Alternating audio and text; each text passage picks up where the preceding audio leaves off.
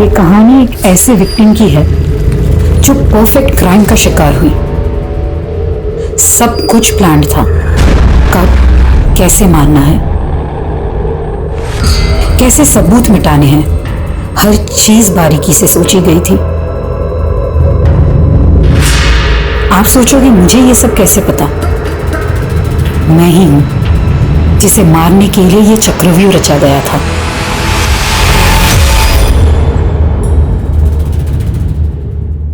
नमस्कार, मैं Divyanka Tripathi Dahiya crime petrol सतर्क विमेन अगेंस्ट क्राइम की श्रृंखला में आपका स्वागत करती हूँ। जिंदगी में अगले पल में क्या हो कोई नहीं जानता, लेकिन फिर भी हम हमेशा आने वाले पल के लिए फ्यूचर प्लान्स बनाते हैं, गोल सेट करते हैं, तैयारियों में लगे रहते हैं। लेकिन जिंदगी हमेशा चौंकाती है, कभी उम्मीद से ज्यादा दे देती है तो कभी उम्मीद से ज्यादा छीन लेती है।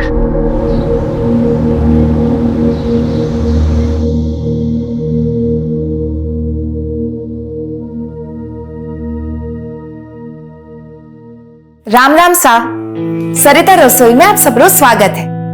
आज हमारी रसोई में बनेगा राजस्थान रो पारंपरिक भोजन, दाल बाटी और चूरमा। तो शुरू करते हैं। दाल बाटी बनाने के लिए अनूप क्या कर रहा है? वीडियो खराब कर दिया मेरा। अरे माँ, वीडियो तो रिकॉर्ड भी नहीं हो रही है। हाँ? कैमरे में मेमोरी कार्ड ही नहीं है। मतलब कुछ भी रिकॉर्ड नहीं हुआ ना। अनूप भैया, कौन मानेगा कि मम्मी के चैनल पे 7 मिलियन सब्सक्राइबर्स हैं। हंसना बंद कर दीक्षा, कभी कभी हो जाती है गड़बड़। मुझे तो बस खाना बनाना आता है। सरिता, ये लो गुजिया बनाने का सारा सामान। कल बढ़िया सी वीडियो बनाना गुजिया की। हाँ, वो भी मेमोरी कार्ड डाल के। सरिता, फिर गलती की। एक बार अच्छे से सीख लो ना। चलो मैं सिखाता हूं, आओ। हाँ वाह पापा, सो स्वीट। पापा, आप सच में माँ की बहुत केयर करते हैं।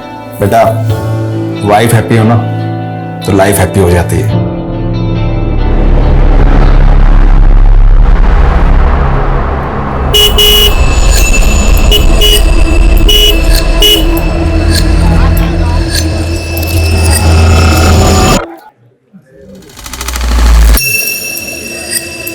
अरे हमको कुछ नहीं सुनना। जब तक हमारी बात बैंक के मैनेजर प्रीतम से नहीं होती तब तक हम यहाँ से नहीं जाएंगे। क्यों भाइयों? नहीं जाएंगे, नहीं जाएंगे। बुला के लेके आओ, नहीं जाएंगे। बाहर भी इतनी भीड़ जमा गई, क्या चाहिए इन लोगों को? एक मिनट भाई लोगों, एक मिनट। हाँ देखो, थे लोग कतई भी परेशान ना हो। था पैसा बिल्कुल सेफ है हमारा ही बैंक में। ऐसी फेक न्यूज पे विश्वास बिल्कुल भी ना करो। हाँ, और वैसे भी हमारे बैड लोन्स काफी कम हो चुके हैं, तो चिंता की कतई बात ना है। लेकिन हम रिस्क क्यों ले? हम रिस्क नहीं ले सकते। हमारी पूरी जिंदगी की जमा पूंजी इस बैंक में है। हमको हमारा अकाउंट खाली करना है। आप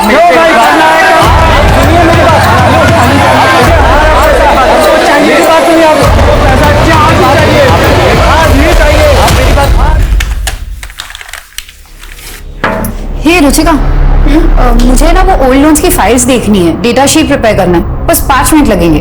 अरे 5 क्या 10 मिनट ले, आजा। वैसे आज पब्लिक ने बहुत बवाल किया ना बैंक में। रोज रोज ऐसे चलेगा तो कैसे काम करेंगे? अरे तेरी लिपस्टिक स्मज हो गई है।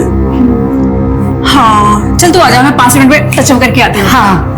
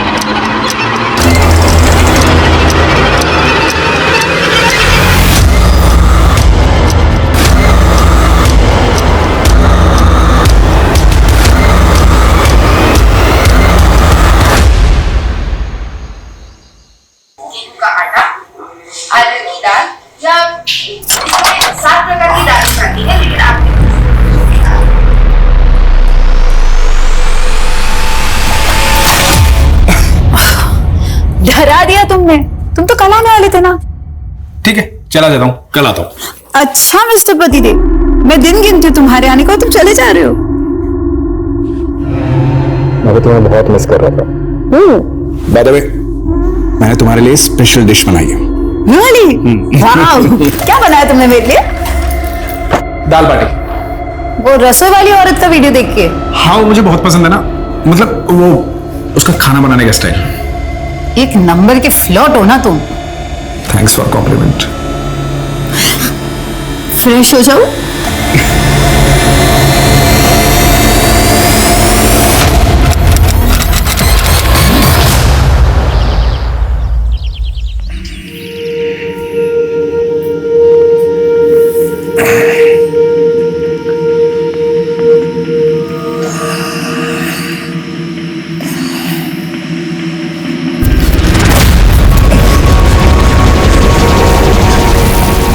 सरिता, ए सरिता, सरिता,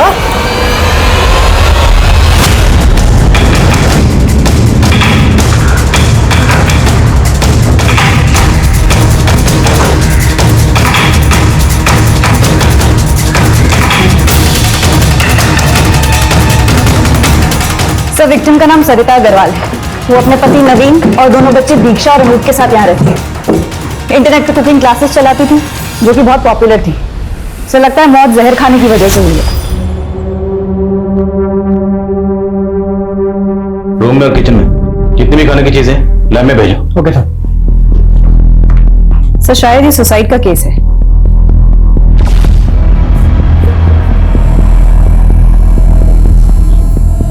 कल का कार्यक्रम, अगर किसी शख्स के जहन में खुदकुशी का ख्याल चल रहा हो तो कल की प्लानिंग करेगा। बॉडी को सबसे पहले किसने देखा? मेरे बेटे ने दरवाजा नॉक किया, तब मेरी आंख खुली सर। पापा, हाँ अनूप आ रहा हूँ। क्या हो बेटा? पापा, जयपुर के लिए 2 कैब चाहिए थी माथुर जी को, और ये डिटेल्स भेजी। ममा, ममा, सरिता, ममा, सरिता, पापा, ए सरिता, ममा, सरिता। तो आपकी बीवी की लाश तो ऊपर बेडरूम में पड़ी हुई, बिल्कुल बेड के पास। जगह जगह जिस तरह से उन्होंने वॉमिट कर रखा है, जाहिर है उनकी तबीयत रात को बहुत खराब हुई होगी, काफी तड़पी होंगी, और आपको मदद के लिए भी बुलाया होगा। आपने कुछ नहीं सुना? मुझे नींद ना आने की प्रॉब्लम है सर। नींद की गोलियां लेके सोता हूँ, शायद इस वजह से कुछ सुना नहीं था। नहीं सर, कल रात तक सब कुछ ठीक था। खाना तुम्हारी मम्मी ने बनाया था? जी मैम। तो क्या आपकी मम्मी ने कोई पर्टिकुलर चीज खाई थी जो सिर्फ आपकी मम्मी ने खाई? तुम्हारी मम्मी को कोई तकलीफ थी, कोई परेशानी, डिप्रेशन? नहीं मैम। क्या वो सुसाइड कर सकती हैं? नहीं, मम्मा सुसाइड कर ही नहीं सकती सर, ये इम्पॉसिबल है। उनके कितने बड़े सपने थे। वो अपने कुकिंग के चैनल को आगे बढ़ाना चाहते थे। वो भैया को और मुझे यूएस भेजना चाहते थे हायर स्टडीज के लिए। सब मम्मा सुसाइड नहीं कर सकती।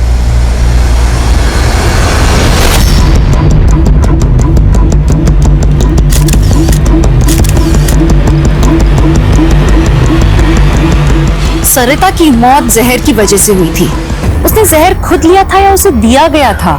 अभी इस राज से पर्दा उठना बाकी था। सरिता की मौत ने कई सवाल खड़े कर दिए थे कि क्या उसे नवीन की दोहरी जिंदगी के बारे में पता था, और क्या ये उसकी मौत का कारण था, या फिर इसके पीछे कोई बड़ा षड्यंत्र था। सरिता मर्डर केस की गुत्थी जितनी नजर आ रही थी उससे ज्यादा उलझी हुई थी। अभी इसे समझने में और सुलझाने में और बहुत वक्त लगने वाला था। Thank you so much. मैं भी आपसे बात करती हूँ। जैन सर। जय। सर, सरिता केस में लैब से फोन आया था। उनकी इनिशियल टेस्टिंग में सरिता की बॉडी से एल्यूमिनियम सल्फेट के ट्रेसेस मिले। एक तरीके का पेस्टिसाइड है जो इस एरिया में काफी कॉमनली यूज होता है। पेस्टिसाइड? तो ये तो कंफर्म हो गया कि सरिता की मौत जहर खाने की वजह से हुई। अब सवाल ये है कि सरिता ने ये जहर खुद खाया या किसने जबरदस्ती खिलाया? सर, इस तरीके का पेस्टिसाइड आजकल घरों में नहीं मिलता। एरिया में जितनी पेस्टिसाइड की शॉप है या डीलर है, सब जगह इंक्वायरी करो, शायद कोई लीड मिले। जहर की गोलियां खाने की वजह से बीवी ने जान गंवा दी, और शाह नींद की गोलियां खाकर सुकून से सोता रहा। बुला इस नवीन को। पेस्टिसाइड्स? सर, सरिता ऑर्गेनिक फूड में बिलीव करती थी, पेस्टिसाइड्स क्यों खरीदेगी? तो किसने खरीदा? आपने? ये क्या कह रहे हैं सर आप? मेरी समझ में नहीं आ रहा सर। समझ में तो हमें भी नहीं आ रहा। आपकी बीवी बिल्कुल आपके बगल में सो रही थी, रात भर तड़पती रही, जगह जगह वोमिटिंग करती रही, तड़पते तड़पते उसने अपनी जान दे दी और आप चुपचाप सुकून से सोते रहे। आप नहीं समझेंगे सर, कितना आप सोच समझे इस बात का। बहुत प्यार करता था मैं सरिता से। दोनों मियां बीवी में किसी बात को लेकर झगड़ा या मनमुटाव? मम्मी पापा तो जैसे एक दूसरे के लिए बने थे, लड़ते हुए क्या, हमने तो उनको ऊंची आवाज में बात करते हुए भी नहीं देखा था। वैसे भी महीने में 15 दिन तो पापा बिजनेस ट्रिप पर होते थे। तुम्हारे पापा बिजनेस ट्रिप पर कहाँ जाते थे? ज्यादातर कोटा, वहां पर उनकी ऑफिस की एक नई ब्रांच खुली थी। सर एक छोटी सी रिक्वेस्ट थी। बोले। मेरे बच्चों से ज्यादा सवाल जवाब मत कीजिएगा। मैं तो सह लूंगा, लेकिन मेरे बच्चे अब तक अपनी मां की मौत का सदमा नहीं झेल पाए। Thank you.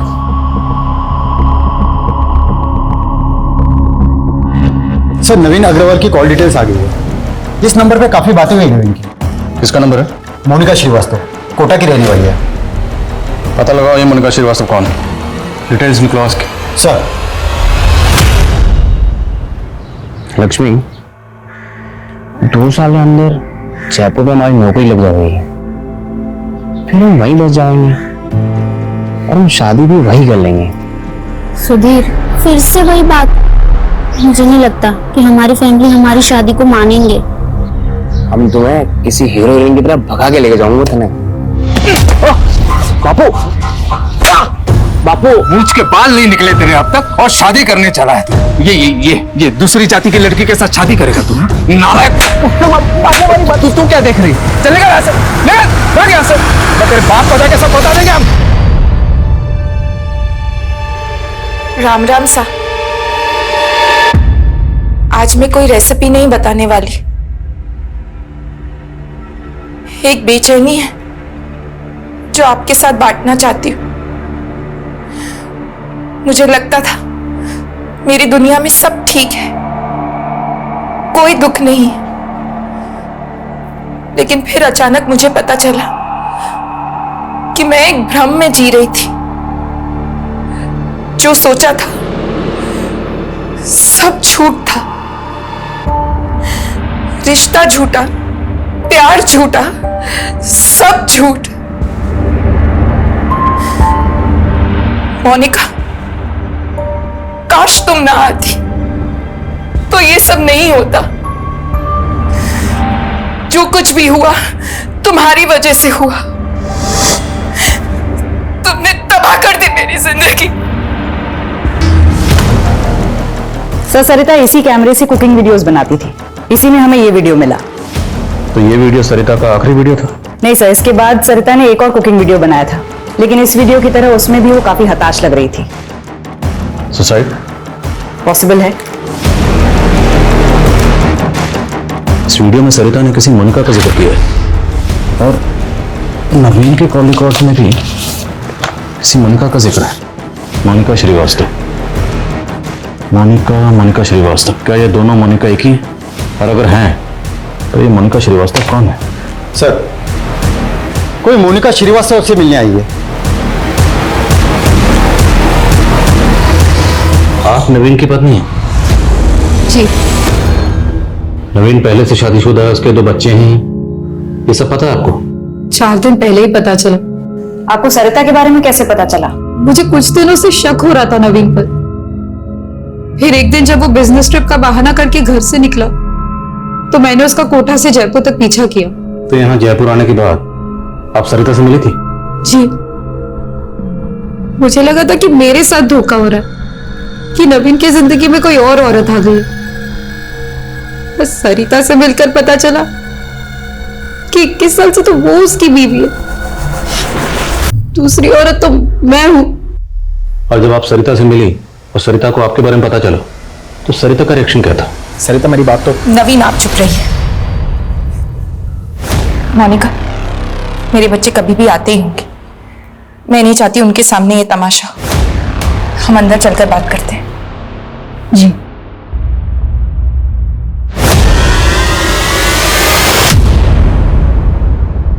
मैं तुम्हारा गुस्सा समझ सकती हूँ मोनिका, लेकिन मैं तय नहीं कर पा रही हूँ कि मुझे क्या करना चाहिए। मेरे बच्चों का क्या होगा?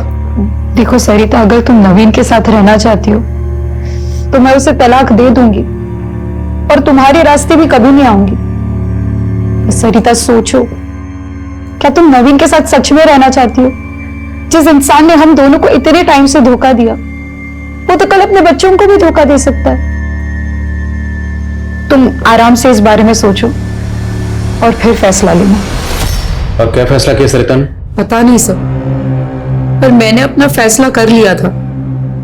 मैं नवीन को छोड़ने वाली थी और जितना मैं सरिता को समझी, मुझे लगता है वो भी नवीन के साथ नहीं रहती। वो सिर्फ और सिर्फ अपने बच्चों की वजह से असमंजस में थी। लेकिन सरिता का ये वीडियो तो कुछ और ही कहता है। मोनिका, जो कुछ भी हुआ तुम्हारी वजह से हुआ। तुमने तबाह कर दी मेरी जिंदगी। नहीं मैम, नहीं, ऐसा नहीं हो सकता। मुझे नहीं लगता कि सरिता को मुझसे कोई भी प्रॉब्लम थी। आई एम श्योर उसने इमोशन में आके ये सब कहा है।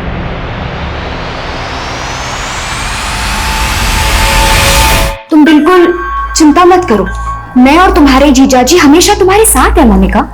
ये लीजिए, आप लोग नाश्ता कर लीजिए पहले। ये ले। हाँ नहीं दीदी। अरे अच्छा, कुछ दूसरा बनाओ तेरे लिए। बोल। भूख नहीं है ज्योति दीदी।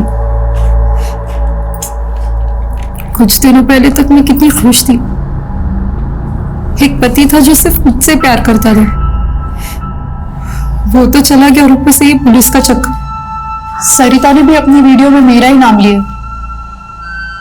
कोई पुलिस मुझे इस चक्कर में फंसा। अरे मोनिका, बेकार फिक्र कर रही, ऐसा कुछ भी नहीं होगा, चिंता मत करो। और देख, सरिता की मौत की जिम्मेदार ना तू बिल्कुल नहीं है। हाँ, वो नवीन जरूर है, समझी? फिक्र मत कर। हमें जीजा जी, अगर पुलिस मुझ पर ही अबेटमेंट ऑफ सुसाइड का चार्ज लगाती है तो आप मेरा केस लड़ेंगे ना? अरे ये भी कोई पूछने वाली बात है?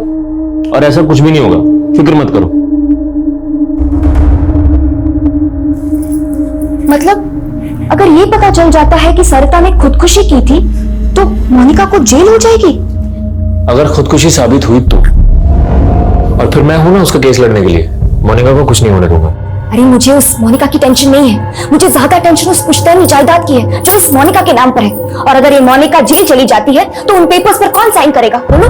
बहुत लालची हो रही हो तुम। हाँ, मतलब अपनी बहन मोनिका की फिक्र नहीं है तुम्हें, बल्कि उस प्रॉपर्टी।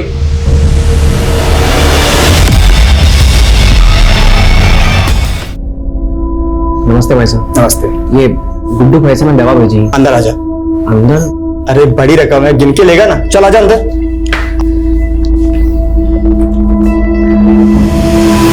रुक, वही भागना मत, रुक वहीं पे खड़े रहे। बॉक्स भाई साहब, क्या बॉक्स खोल। खोल दो। ये देखिए साहब जी, मुझे नहीं पता इसमें ये क्या था साहब जी। ले चलो इसे। साहब जी, मुझे गुड्डू भैया ने भेजा है, मुझे गुड्डू भैया ने दवाई दी थी साहब जी, मेरा इसमें कोई कसूर नहीं है साहब जी।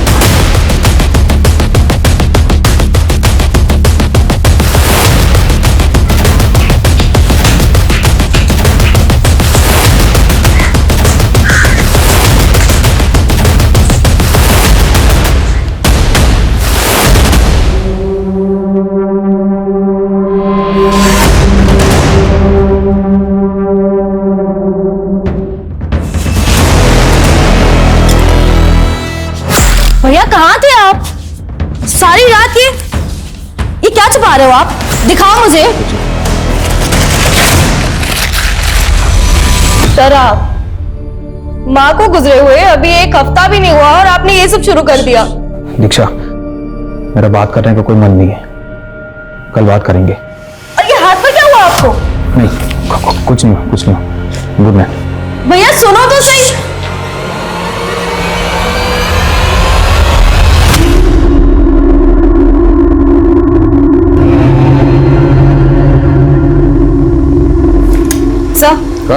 सर, सरिता की डिटेल पोस्टमार्टम रिपोर्ट आ गई है। रिपोर्ट के मुताबिक सरिता की बॉडी से पेस्टिसाइड का हैवी डोज मिला है, 3 टैबलेट्स जितना हैवी। सर, ये पॉसिबल ही नहीं है कि इतना हैवी डोज खाने में मिलाकर दिया जाए और खाने वाले को पता ही ना चले। घर से ये फूड आइटम्स कलेक्ट किए, उसमें कुछ मिला? नहीं सर, किसी भी खाने की चीज में किसी भी तरीके का पेस्टिसाइड का ट्रेस नहीं मिला है। डॉक्टर्स का कहना है कि इतनी हैवी डोज लेने के बाद सरिता को वॉमिट होनी ही होनी थी, लेकिन वो कुंभकर्ण नवीन वो वहीं सोता रहा, उसकी आंखें नहीं खुली। तो हो सकता है सरिता को पेस्टिसाइड्स इस नवीन ने दी। सर अगर ये नवीन कॉमन थ्रेड है तो मोनिका की मौत का पैटर्न बिल्कुल अलग है। उसकी मौत गला घुटने की वजह से हुई। वो तो होना ही था। 2 औरतों का कत्ल हुआ और जिन 2 औरतों का कत्ल हुआ वो दोनों की दोनों नवीन की बीवियां। अब अगर वो दोनों को एक ही पैटर्न से मारता तो सीधा सीधा शक इसी पे जाता, शातिर खिलाड़ी। अब इससे इसी के तरीके से पूछताछ करनी पड़ेगी। सर मेरी नवीन की बेटी दीक्षा से बात हुई थी। उसका कहना है कि नवीन रात से घर ही नहीं आया। कहीं नवीन फरार तो नहीं हो गया है? सर नवीन अग्रवाल आया। बापू बापू मुझे माफ कर दो बापू, मारे से गलती हो गई बापू। गलती तो मुझसे हुई है। उस दिन मैंने कुछ ज्यादा ही शक्ति बरत दी थी तुझ पर। बापू मैं बताया पानी।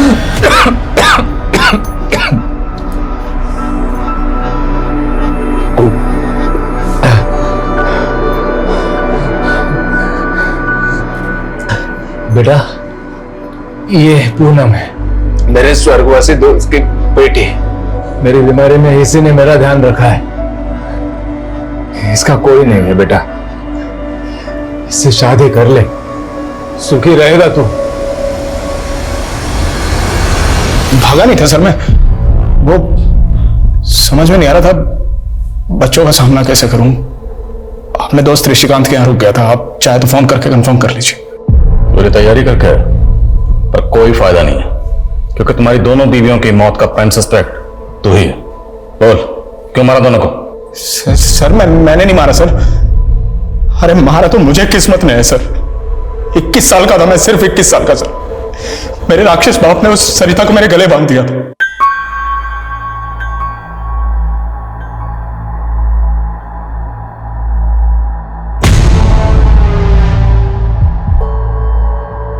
सरिता बहुत अच्छी थी, बुरी नहीं थी वो, बस मेरे टाइप की नहीं थी। मुझे चाहिए थी कोई वेस्टर्न कपड़े पहनने वाली, अंग्रेजी बोलने वाली, जो मेरे साथ पार्टी में जा सके, जिसके साथ मैं बिजनेस आइडिया शेयर कर सकूं। इसलिए तूने मोनिका को फंसाया? मोनिका को मैंने नहीं फंसाया मैम, मोनिका ने मुझे फंसाया। हाँ ठीक है, वो मुझे पसंद थी, मेरे टाइप की थी, लेकिन वो मुझे बहला के कमरे पे ले गई सर। उन दिनों वो चल रहा था, मैंने मजबूरी में शादी की उससे। अगर तू सच्चा था तो पुलिस के पास क्यों गया? सॉरी टू से सर, आपको तो पता है पुलिस कितनी पार्शियलिटी करती है, हमेशा औरतों की सुनती है। रोना बंद कर, ये बता कि मोनिका से आखिरी बार कब मिला था? कल शाम को। यानी मोनिका की मर्डर वाली शाम को। मोनिका मेरी बात तो सुनो। I love you so much. तुम्हें नहीं पता मेरी शादी किस हालत में। Stop it. तुम्हारा एक और झूठ सहने की ताकत नहीं है मुझ में। मोनिका मैं मानता हूँ मेरी गलती है, I am so sorry, please मुझे माफ कर दो। तुम्हें तुम्हारी किए की सजा भुगतनी पड़ेगी, और जो तुमने मेरे साथ किया ना वो मैं कभी नहीं भूल सकती। मोनिका एक बात प्लीज प्लीज मेरी बात तो सुनो। मोनिका चिल्लाने लगी सर, वहां भीड़ इकट्ठा हो गई थी, मैं वहां से निकल गया। मैंने तो अगले दिन सुबह मोबाइल पर उसकी मौत की खबर देखी सर। तुम्हारी दोनों बीवियां मर चुकी हैं और मरने से पहले जो आखिरी मैन उन्हें मिला था वो तू ही था जेंटलमैन। इत्तेफाक था सर, इसका मतलब ये थोड़ी मैंने उनको खून कर दिया। आप सबूत ढूंढिए सर, सबूत मिलेगा ही नहीं क्योंकि मैं बेगुनाह हूं। सबूत तो सुरेखा। जैन सर। जी सर। नवीन, तुम्हारे भले के लिए कह रही हूं, जो भी जानते हो सच सच बता दो, वरना इस केस में तुम बहुत बुरे फंसोगे। सुरेखा जी, एक आप ही हैं जिसको चिंता है हमारी। यहाँ एक काम कीजिए, अपना नंबर दे दीजिए, यहां से निकलते ही फोन करूंगा, साथ में डिनर करेंगे हम लोग। वैसे भी आपने बिना हथकड़ियों के मेरा दिन तो कैद कर ही लिया है। Sir postmortem report. Sir Monica की मौत गला घोटने की वजह से ही हुई थी, और वो भी उसी के दुपट्टे से। सर उसके ब्लड में अल्कोहल और स्लीपिंग किल्स के ट्रेसेस भी पाए गए हैं। एक बात और सर, मोनिका के प्राइवेट पार्ट में सीमेंट के ट्रेसेस भी मिले। Yes sir. और बदन पे कोई खरोच या जोर जबरदस्ती के निशान? No sir. मोनिका के ब्लड में अल्कोहल और स्लीपिंग पिल के ट्रेसेस, मतलब जिस वक्त उसकी मौत हुई वो बुरी तरह से नशे की हालत में थी, कोई जोर जबरदस्ती नहीं हुई थी, रेप तो नहीं हो सकता। Right sir. और सर पोस्टमार्टम रिपोर्ट के मुताबिक उसने रात को कुछ भी नहीं खाया था सिवाय चने के। चना? वैसे मोनिका तो अब रही नहीं, तो हम जमीन तो बेच सकते हैं ना। आप कोई बायर ढूंढ लो ना। जितनी जल्दी जमीन बिकेगी ना उतना हमारे लिए अच्छा होगा, है ना।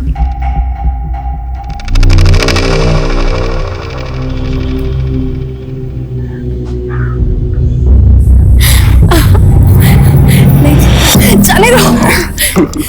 मजा आ रहा है। नहीं नहीं नहीं।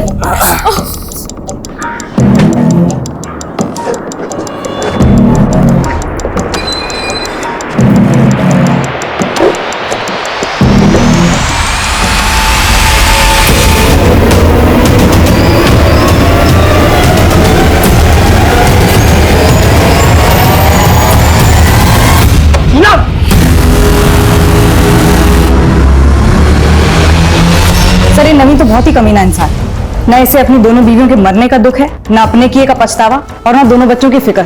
सर निहायत ही मतलबी आदमी है, सिर्फ अपने बारे में सोचता है। हाँ, लेकिन हमारे पास इसके खिलाफ कोई ठोस सबूत नहीं है। बिना सबूत के उसे ज्यादा वक्त तक यहाँ नहीं रख सकते। सर लेकिन हम उसे सर मोनिका की कॉल डिटेल्स। सर वारने से एक दिन पहले मोनिका की अजमेर के एक बैंकर से बात हुई, और सर उसने एक कैब ड्राइवर योगेंद्र को भी कॉल किया था। मेरी योगेंद्र से बात हुई है सर, उसने कंफर्म किया है कि वो मोनिका को अजमेर एक बैंक में लेकर गया था, और उसके बाद उसने यहाँ जयपुर लाकर उसे छोड़ दिया था। मोनिका वाज बैंकर, तो हो सकता है अजमेर अपने किसी बैंक के काम से गई हो। नहीं सर, यही तो इंटरेस्टिंग बात है सर। वहाँ वो अपने बैंक की ब्रांच में नहीं गई थी, किसी और ही बैंक में गई थी। मोनिका ने आखिरी कॉल किसे किया था? सर ज्योति को, मोनिका की बहन है सर, जयपुर में ही रहती है।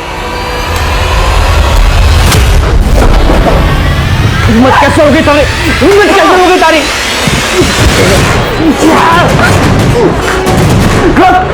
रुक कमीने!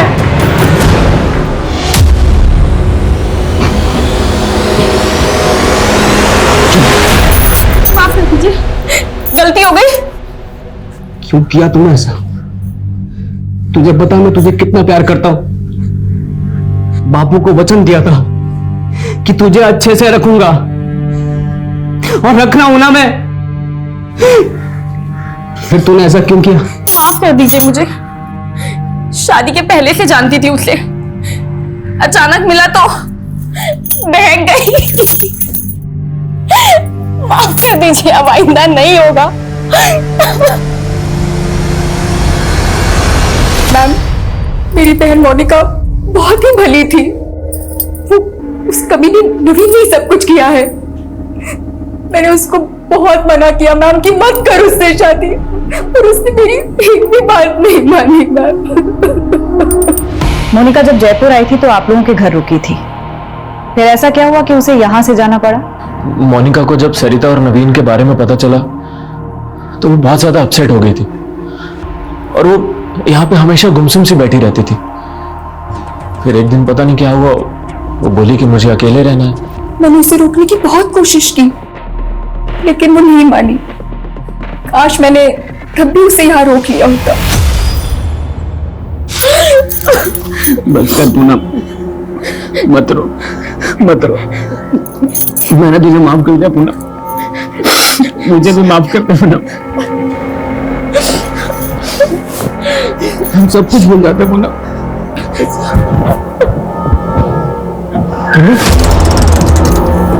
सर यही बचाओ! बचाओ! बचाओ!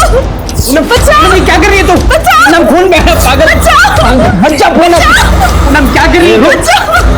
छोड़ उसे। तू क्या कर रही है? देखा सर क्या किया इसने? सर ये सर रोज ही मारता है पूनम को, और सर मैं बचाने गया तो मुझे भी मारा। तुम चुप क्यों पूनम, बताओ ना सर को। जी, ये मुझे बहुत पीटता है, कभी बेल्ट कभी चप्पल जो दिख जाए। नाटक मत कर। सर हमारी ले जाओ इसे। डबल प्लान है सर, डबल प्लान है सर। सर मेरी बात को सुनिए सर।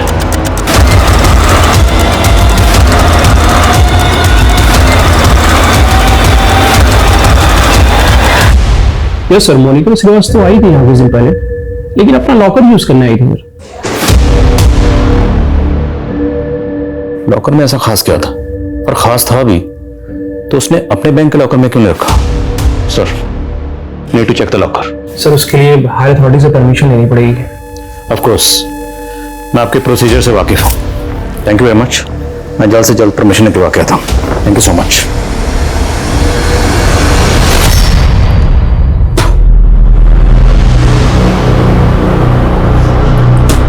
क्या कर रहे हो भाई साहब? अबे शुगर मरा, तेरे मुंह पे नहीं दूंगा मैंने। सो जा कंबल ओढ़कर। तो गुंडा कर दिए, साहब जी ने जाके बोल दूंगा मैं। अबे गुंडा बोला मेरे को? मैं गुंडा बोला? गुंडा बोला मेरे को? गुंडा बोला? गुंडा बोलते?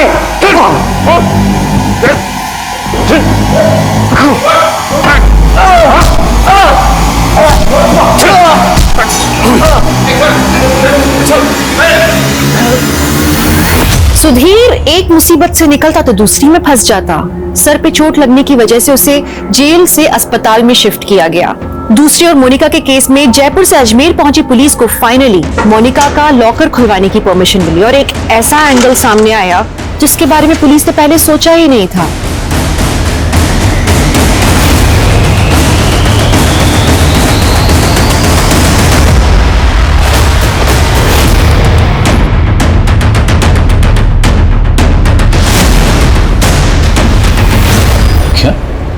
मोनिका एक विसल ब्लोअर थी?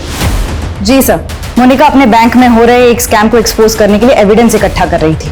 लगभग 1500 करोड़ के लोन्स नकली डॉक्यूमेंट्स पर अप्रूव हुए। पिछले 15 साल से सिर्फ छोटे छोटे अमाउंट का ये स्कैम हो रहा था, इसलिए लोगों की नजर में नहीं आ रहा था। तो क्या मोनिका और सरिता के केसेस को आपस में कनेक्ट करके हम कोई गलती कर रहे हैं? क्योंकि मुमकिन है मोनिका के कत्ल के पीछे इस स्कैम में से कोई हो। सर, मोनिका को जिसने मारा वो उसे अच्छे से जानता था। मोनिका अपने बैंक में फ्रॉड कर रहे लोगों के साथ इतनी आसानी से नहीं जाती। करेक्ट, लेकिन अब हमें आईडी से कांटेक्ट करना होगा और ये सारा डाटा उन्हें हैंड ओवर करना होगा। Let them investigate.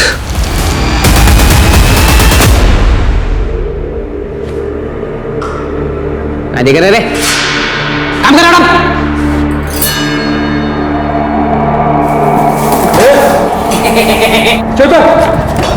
साहब मच्छर गिरा, मच्छर मच्छर मच्छर मच्छर काट रहे हैं मेरे। माफ कर दो साहब। वो पूनम, सब पूनम पूनम पूनम पूनम पूनम हमारी बीवी है साहब, हमारी बीवी है। इस स्कैम को एक्सपोज करने के लिए मोनिका ने अपनी जान खतरे में डाल दी। नाउ इट्स योर रिस्पॉन्सिबिलिटी कि मोनिका ने जो मिशन अधूरा छोड़ा उसे आप अंजाम तक पहुंचाएं। डोंट वरी आदिल, हम इस केस की तह तक जाएंगे और इस केस में शामिल जितने भी लोग हैं उन सबको सजा दिलवाएंगे। और ये सरकारी बैंक्स किसी रॉयल बिजनेसमैन की पर्सनल जागीर नहीं है। Justice will be done. Good luck. Thank you. आप लोग मुझे घर लेके जा रहे हो क्या? हाँ, घर लेके जा रहे हैं। मारो बस थोड़ा दिमाग खराब हो गया, बाकी में सब कुछ ठीक है मेरा। हमारी बीवी है ना पूनम, पूनम उसकी कसम मैंने घर लेके जा रहे हो।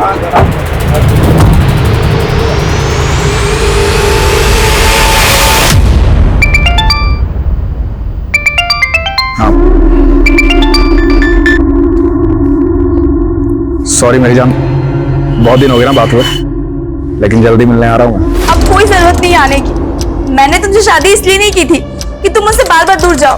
बहुत हो गया अब। ये सोच लेना कि मैं तुम्हारे लिए मर चुकी हूँ। मैं जा रही हूँ घर छोड़ के।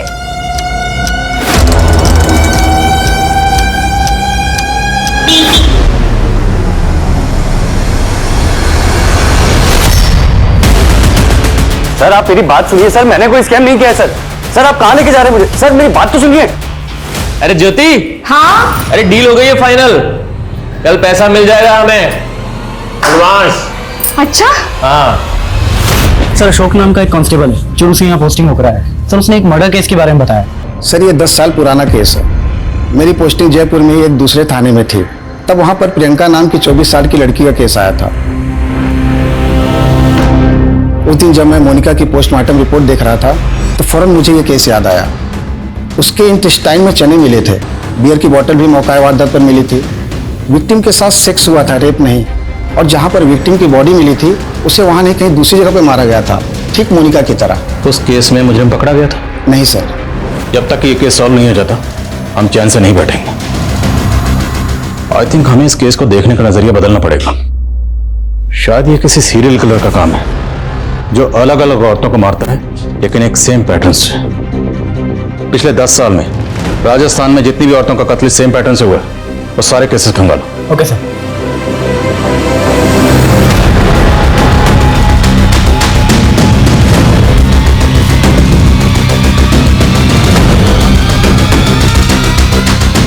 सर टोटल 6 केसेस मिले हैं। 2004 में 1, 2008 में 2, 2010 में 2 और 2017 में 1। 2004 में जिस लड़की का कत्ल हुआ उसकी उम्र थी 24 साल और 2008 में जिसका हुआ उसकी उम्र 28 साल। Correct sir. एक पैटर्न है। 2010 में जो लड़की मारी गई उसकी उम्र 30 साल और 2017 में जो लड़की मारी गई उसकी उम्र 37 साल। 2004 में उसने जो पहला कत्ल किया था, अब लड़की की उम्र थी 24 साल। अगर हम ये मान लें सपोज कि उस वक्त उसकी उम्र भी 24 साल रही होगी, तो 2008 में उसकी उम्र हुई 28 साल और सर अब तो उसकी उम्र लगभग 40 साल होगी। सर अगर मोनिका से जुड़े हुए केस में लोगों को देखें तो उसके जीजा कैलाश और पति नवीन दोनों लगभग 40 के आसपास थे। पता लगाओ क्या नवीन और कैलाश का क्राइम सीन से कोई कनेक्शन है? आई थिंक अब हमारा तीर निशाने पर लगने ही वाला है।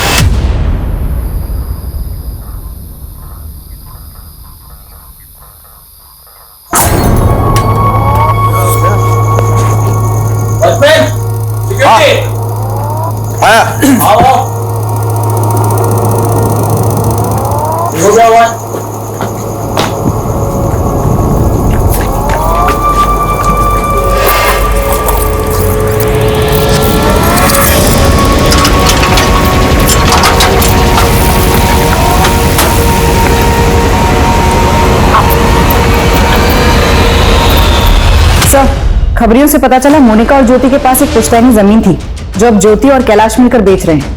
बहन का गुजरे अभी एक हफ्ता भी नहीं हुआ और ये जमीन बेचने की तैयारी में। बुला दो नमी बीवी को। सर देखिए, अब वो जमीन ज्योति की है और अगर हमें उसकी अच्छी डील मिल रही है तो उसको बेचने में दिक्कत क्या है सर? जब तक केस का फैसला नहीं आ जाता आप वो जमीन नहीं बेच सकते। और क्या पता मोनिका का कत्ल उस जमीन की वजह से हुआ। आप कहना क्या चाहते हैं? आपको लगता है कि हमने मोनिका को मारा है? क्या पता। सर हमारा उसमें क्या फायदा? सबसे ज्यादा फायदा तो आपका ही हुआ। पहले आप आधी जमीन की मालकिन थी, अभी आप पूरी जमीन की मालकिन यार, हो। ये सब क्या कह रहे हैं? हाँ? एक मिनट तुम शांत रहो, मैं बात कर रहा हूँ। सर अगर आपको ऐसा लगता है तो आप लोगों के पास सबूत क्या है? सुरेखा एक आदमी लगाओ इनके पीछे, बोलो इनकी हर हरकत पे नजर रखे। सर एक्सक्यूज मी सर 3 और मर्डर केसेस का पता चला है सर। सेम पैटर्न है, एक 2006 में हुआ था, एक 2014 में और एक 2018 में। 2006 में जिस विक्टिम का कत्ल हुआ उसकी उम्र थी 26 और 2014 में जिसका कत्ल हुआ उसकी उम्र थी 34 और 2018 में जिसका कत्ल हुआ उसकी उम्र थी 38। और सर 2006 में जिस लड़की का मर्डर हुआ था उसके मर्डर के जुर्म में एक योगेंद्र नाम के आदमी को अरेस्ट किया गया था। सर उसकी मानसिक हालत ठीक नहीं थी, उसे मेंटल असाइलम भेज दिया गया। वहां से वो कुछ के साथ फरार हो गए। सर आज तक पकड़ा नहीं गया। तो योगेंद्र की जेल अथॉरिटीज के पास कोई फोटो वगैरह तो होगी? जी सर। सर ये अब ऐसे मेंटल असाइलम भेजा गया तो जाहिर है इसके साइकोलॉजिकल टेस्ट भी होंगे। सर ये भी हो सकता है कि कोई इस योगेंद्र का पैटर्न कॉपी कर रहा हो। ये भी हो सकता है, लेकिन अब यहाँ तक पहुंचे तो एक चांस तो लेकर देखते हैं। पता करो कि इस योगेंद्र का विक्टिम से क्या कनेक्शन है। और इसकी तस्वीर तकरीबन 14-15 साल पुरानी है, तो योगेंद्र आज कैसा दिखता होगा। सालों पुराने केसेस खंगाले जाने लगे, पुराने कैदियों से पूछताछ हुई। पुलिस की खोज का दायरा बहुत ज्यादा बढ़ चुका था। ये घास के ढेर में सुई ढूंढने जैसा था, लेकिन पुलिस डटी रही और उन्हें एक सुराग मिला। ये देखिए सर, इस वीडियो में मोनिका गाड़ी में जाती हुई दिख रही है। थोड़ा जूम करने पर गाड़ी का नंबर प्लेट और ड्राइवर का चेहरा साफ दिख रहा है। थोड़ा जूम कर।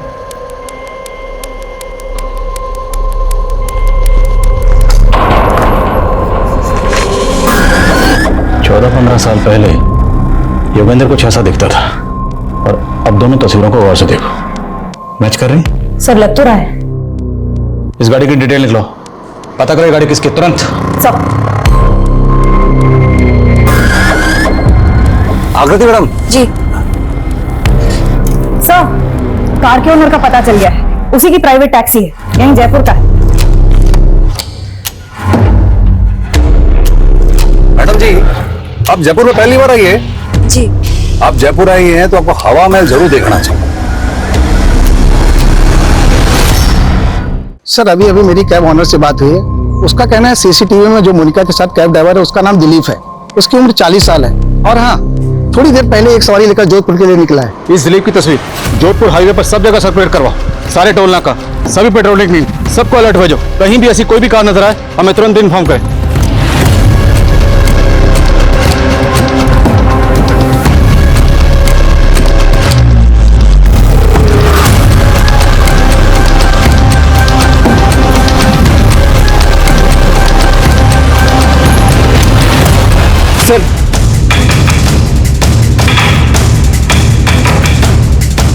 सर गाड़ी ने अभी अभी जोधपुर हाईवे से लेफ्ट टर्न लिया है। नजर रखो उस पे और फॉलो करते रहो। Okay sir.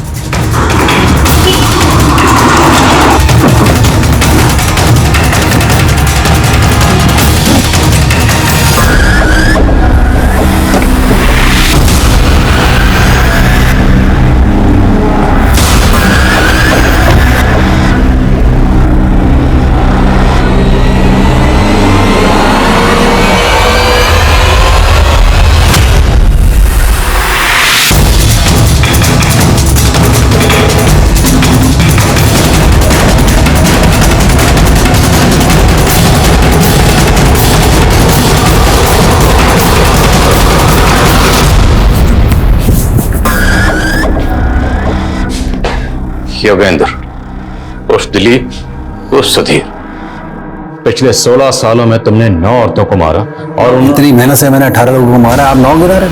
अगर मैंने 9 को मारा तो बाकी क्या 9 आपने मारे। ये सबसे पहले शुरू हुआ मेरी जो पीड़ित में पूनम, उसने झूठे केस में जेल भेज दिया। ड्रग सप्लाई का इल्जाम तो फंसी था, कोर्ट ने सजा सुना दी और 1 साल के बाद जब मैं वापस आया, तूने पूनम को मारा बदला लेने के लिए, बाकी औरतों को क्यों मारा? मेरा बदला काम पूरा हुआ था। ये सारी औरतें ऐसी हैं।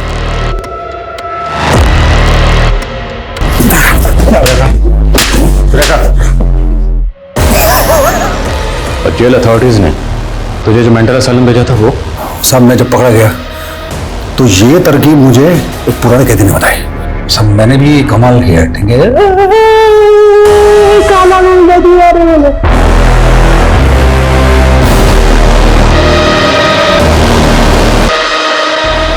तूने हमेशा अपनी उम्र की औरतों को मारा, ऐसा क्यों? नहीं, ऐसा नहीं है।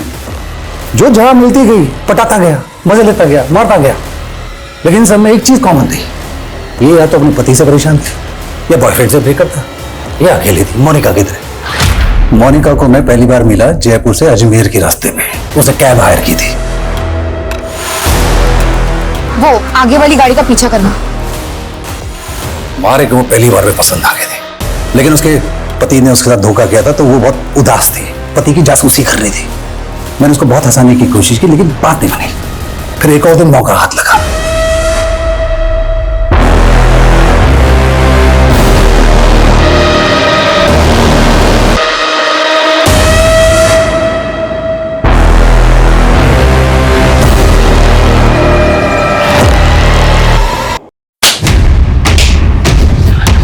जेल अथॉरिटीज ने सही किया था जो तुझे मेंटल असाइलम भेजा, क्योंकि तेरी असली जगह वही है।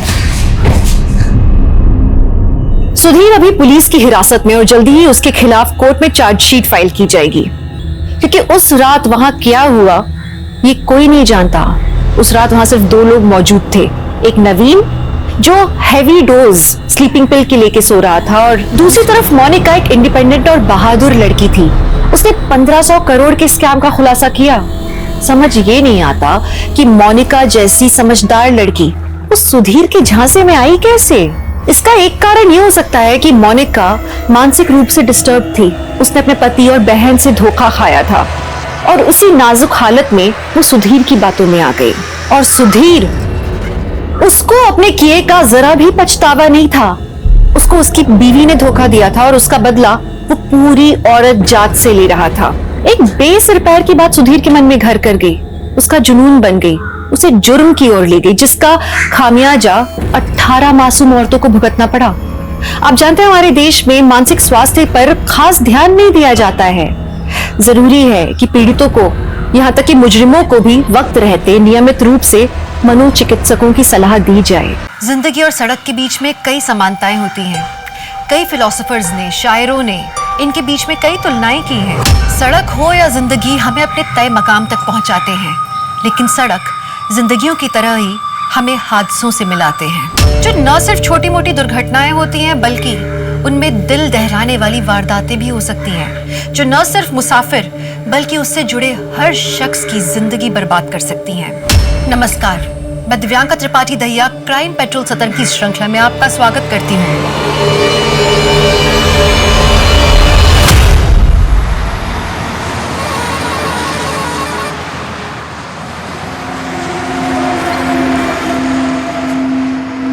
और क्या लाओ साहब?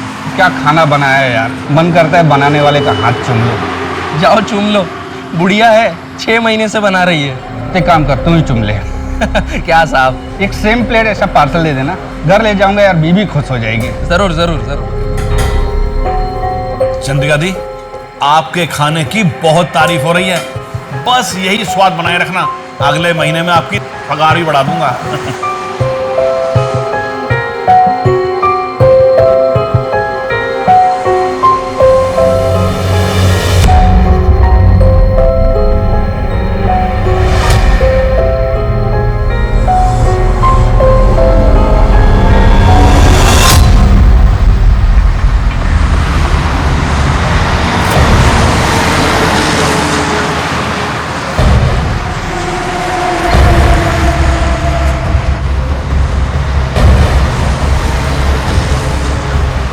नमस्कार सर, केमन आছিস ছোটু? ভালো। चल खाना लगा दे फटाफट।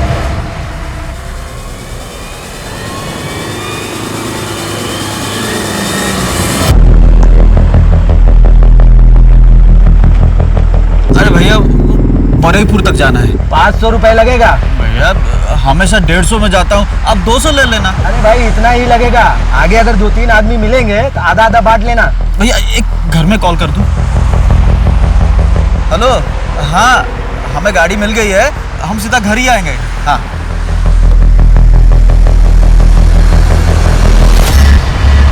बारापुर जाने का लिफ्ट दे दो ना। हाँ हाँ बैठो।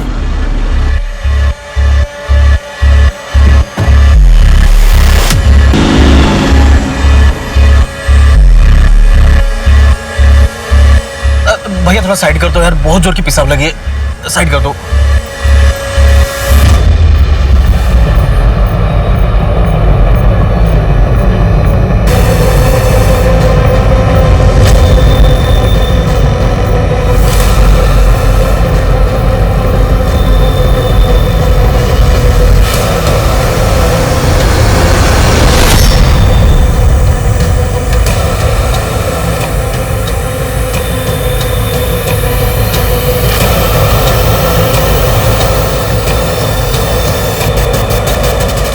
शोमेंदा, क्या बात है, आपके ढाबे के खाने का तो स्वाद ही बदल गया।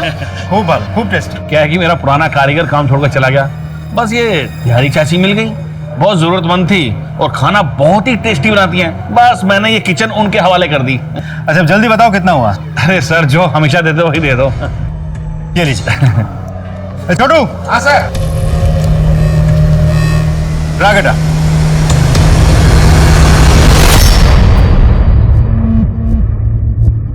चंद्रिका दी, पुलिस वाला आपके बारे में पूछ रहा था।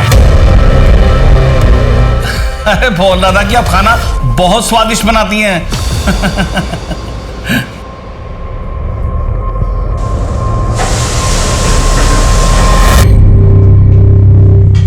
दीदी कब तक ये दाल भात खाएंगे? ना छोक ना तलकारी, और माछ तो कितने दिनों से नहीं खाया है। अरे उस दिन तो खाया था ना माछ भात। कब? अरे चौधरी काकू की शादी में। हाँ। और मीना मासी के घर पे तुझे पूजा में रसगुल्ले भी तो दिए थे उन्होंने। हाँ। तुझे पता है, जब अपने माँ बाबा थे ना तो माँ बहुत अच्छा खाना बनाती थी। तू बहुत छोटा था लेकिन बहुत चाव से खाता था।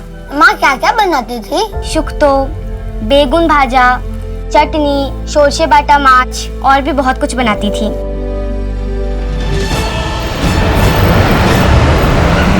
साबे मेरे पति हैं, टैक्सी चलाते हैं, सब कोलकाता गए थे लेकिन 2 दिन से घर वापस नहीं लौटे। इनका फोन भी बंद आ रहा है और मैंने इनके सारे दोस्तों से भी बात की लेकिन कुछ पता नहीं चला। साहब मैं आपके हाथ जोड़ती हूँ, प्लीज मेरे पति को ढूंढ लाइए। देखिए आप रोइए मत, एंड डोंट वरी, हम पूरी कोशिश करेंगे आपके हस्बैंड को ढूंढने की। एक काम करो, इनकी एफआईआर दर्ज करो और इनसे इनके पति का मोबाइल नंबर लेके उसे सर्विलेंस पे डाल दो।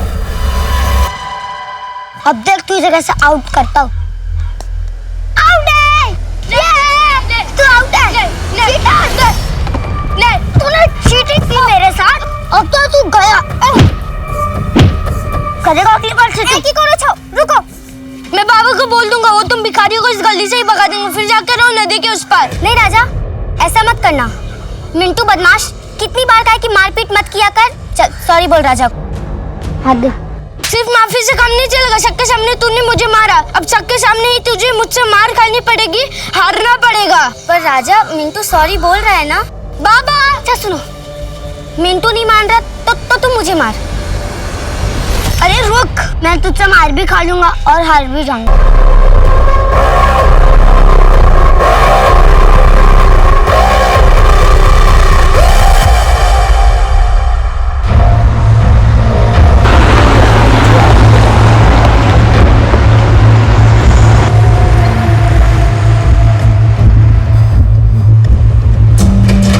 की खौफ है साहब? ये तेरे पास ही रख, एक काचा कोला और तरकारी ला। अरे साहब ये ढाबा है, इधर घर का नहीं होटल का खाना मिलता है। एक काम कर, तू तेरे महाराज से पूछ, अगर बना देगा ना तो मेहरबानी होगी। अरे साहब इधर महाराज नहीं महारानी है, फिर भी पूछता हूँ। ए मासी, एक ग्राहक आया है, काचा कोला और तरकारी चाहिए। ठीक আছে বানাচ্ছি। बन गया। थैंक यू बोलना महाराज, महारानी को।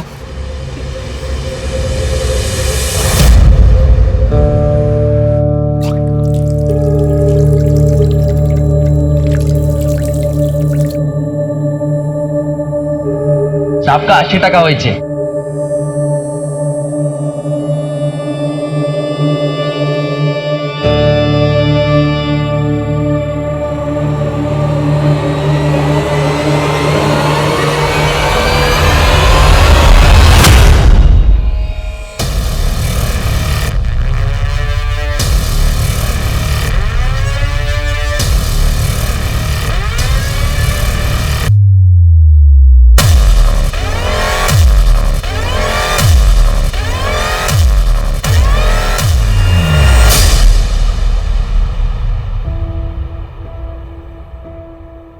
सॉरी मिंटू, मेरी वजह से तुझे इतनी मार खानी पड़ी।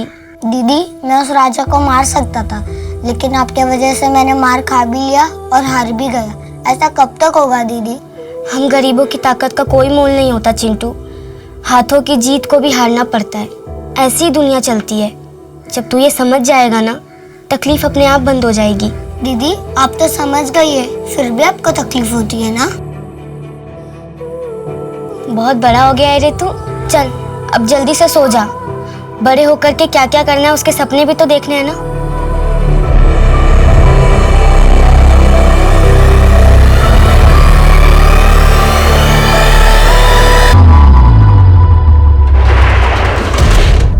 हाँ भाई छोटू, बंद हो गया? हाँ आ गया बस। ला बेटा जल्दी ला चाबी। चल बेटा खुश रह।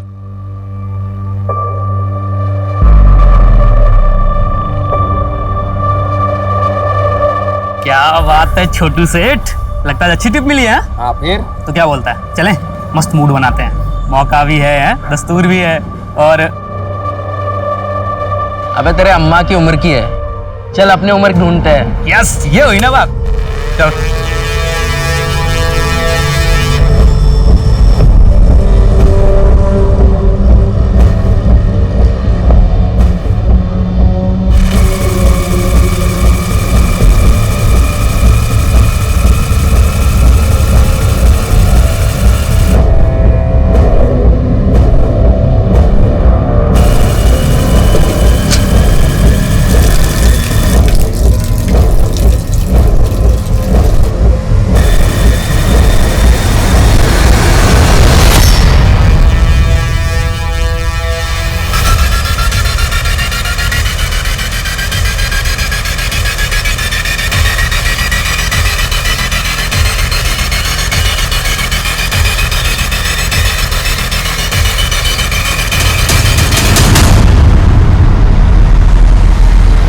भाईजान। भाई आज कुछ ज्यादा ही खाना खा लिया, पेट गुड़गुड़ कर रहा है। भाईजान मैं भी चलता हूँ, पेट तो भारी मेरा भी है। चल भाई चल।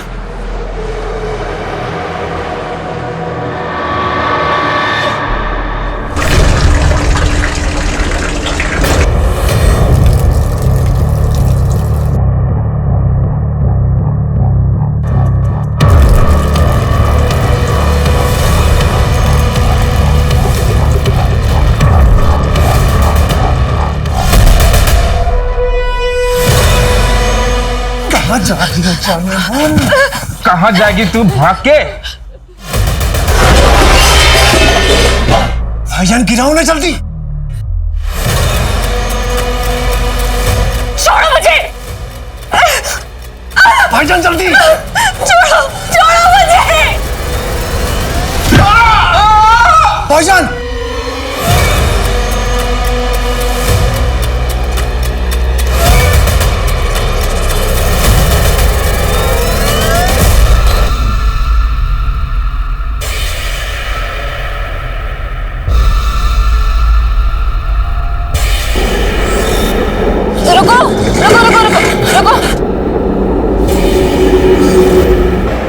मुझे लिफ्ट ले सकते हैं क्या?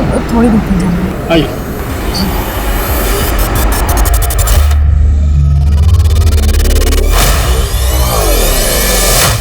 ऐसी क्या वजह थी कि एक जवान लड़की को एक बुजुर्ग महिला के भेस में काम करना पड़ रहा था? वो किसी से छुप रही थी या किसी को ढूंढ रही थी?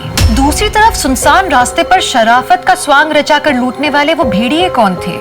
अपराधों का एक न थमने वाला सिलसिला शुरू हो गया था। अविश्वास का माहौल था। ऐसा लग रहा था जैसे कोई नकाब में अपना चेहरा छुपा के घूम रहा है। सवाल ये था कि इस अपराधों के भवंडर में कितनी तबाही मचने वाली थी।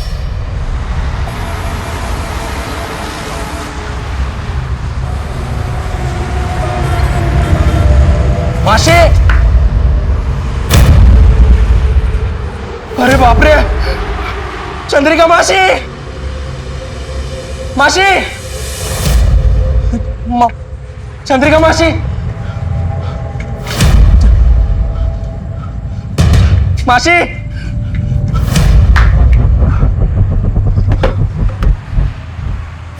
शमन दादा,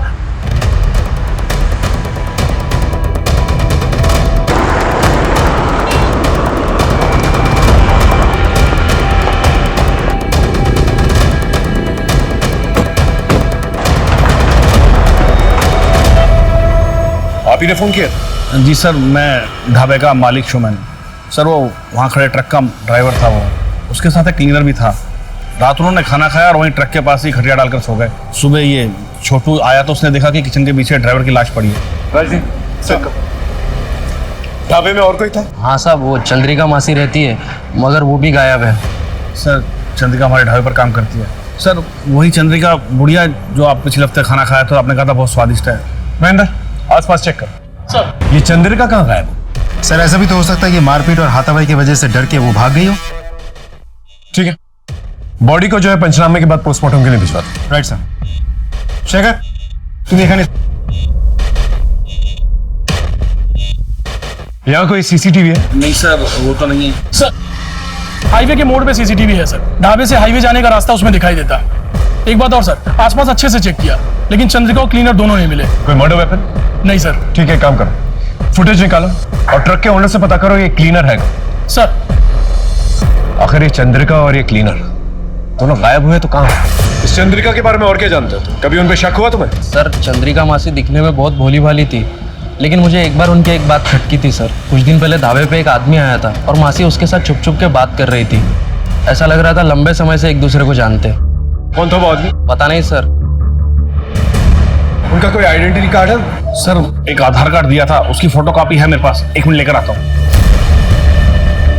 चंद्रिका हल्दर सर तो बंगाली। लेकिन आपने तो उस दिन कहा था कि वो बिहार से आई है। सर ज्यादा ध्यान से देखा नहीं, जैसा कहा मैंने उसे मान लिया, लेकिन सर ये बहुत दयनीय स्थिति में थी। परवेज सलीम के ट्रक का क्लीनर है, लेकिन सलीम के मर्डर के बाद से ही परवेज गायब है।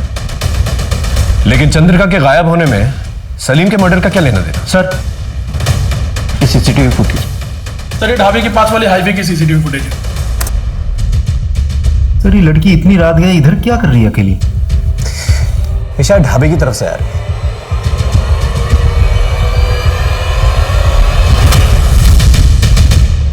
एक काम करो, इसके फोटोज जो है ढाबे के मालिक को और वहां पर काम करने वाले लोगों को दिखाओ, कोई ना कोई इसे जानता होगा। और ये ट्रक शहर की तरफ जा रहा है, इसकी भी डिटेल्स निकलवा।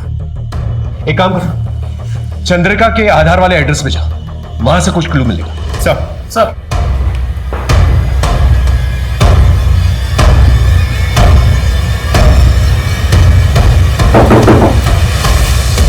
दीदी पुलिस! दीदी पुलिस! बेटा माँ को बुलाओ। माँ तो नहीं है। बाबा? वो भी नहीं है। अच्छा, घर में कोई और है? कोई नहीं है। अच्छा, इन्हें जानती हो? यहीं पर रहती हैं? नहीं। बेटा? नहीं अंकल। इन एड्रेस तो यहीं का लिखा है। वैसे तुम्हारे माँ और बाबा हैं कहाँ? वो तो 10 साल पहले ही भगवान के पास चले गए। अच्छा बेटा, तुम्हारी माँ का आधार कार्ड है? हाँ है ना। लेके आओ।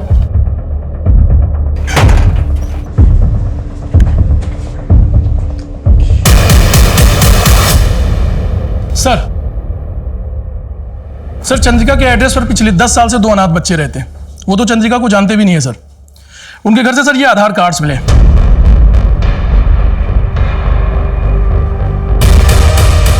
चंद्रिका? नाम नंबर सब कुछ सेम है लेकिन फोटोज अलग अलग है। इसका मतलब वो बूढ़ी औरत इस आधार कार्ड का इस्तेमाल करके वो ढाबे पे काम कर रही थी। लेकिन क्यों? ये चंद्रिका की मिस्ट्री बढ़ती जा रही है। आखिर ये है कौन और गई कहां?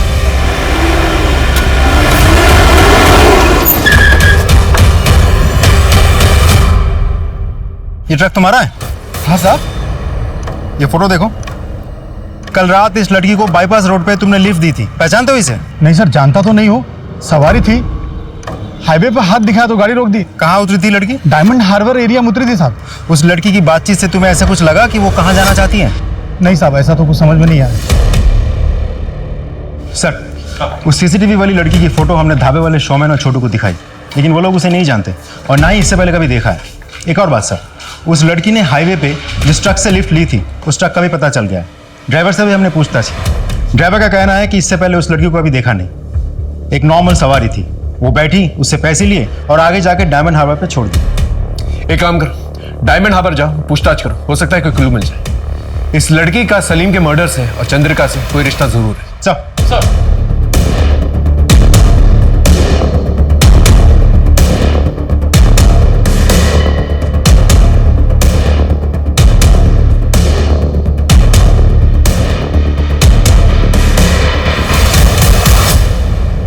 टिया, टिया,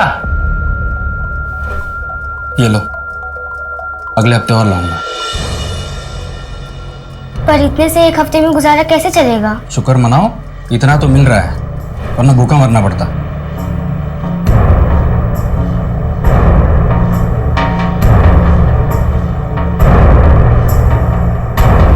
सर, हमने डायमंड हार्बर एरिया का चप्पा चप्पा छान मारा, लेकिन उस मिस्टीरियस लड़की के बारे में कुछ पता नहीं चला।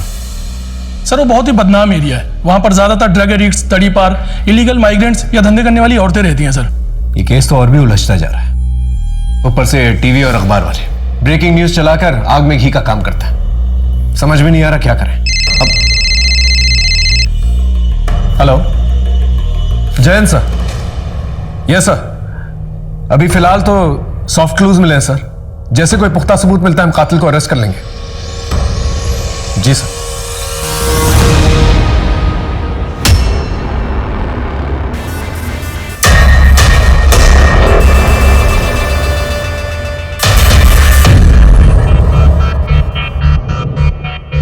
शोमेन दादा, शोमेन दादा।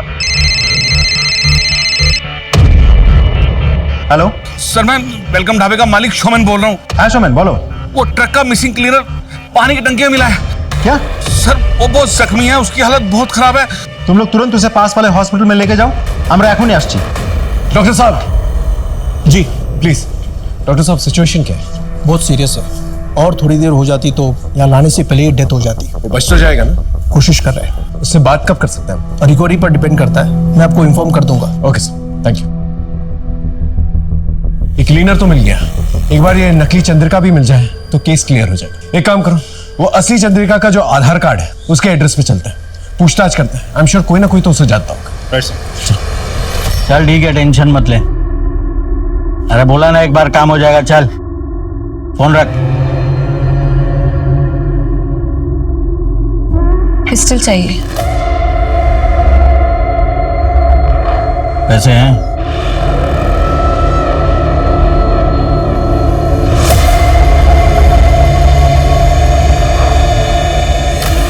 ठीक है, रात को 10 बजे वो खोली पे आ जाना, मिल जाएगी।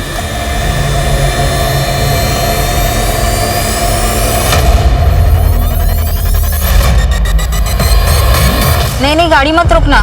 मजबूर सा लगता है, शायद उसे किसी मदद की जरूरत हो। सर माँ बहुत बीमार है, डॉक्टर को बुलाने जा रहा हूँ पर कोई लिफ्ट नहीं दे रहा, क्या आप प्लीज। अच्छा रोइए मत, बैठिए आप, कुछ नहीं होगा आपकी माँ को। धन्यवाद सर।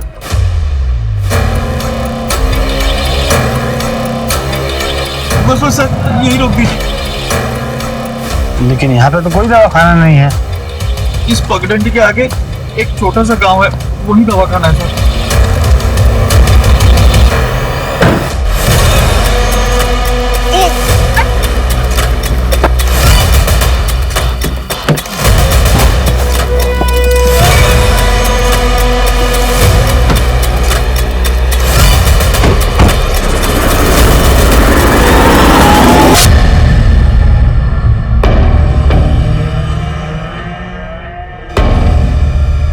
मैं पैसे लेके आई हूँ, जल्दी से मुझे पिस्टल दो, मुझे जाना है।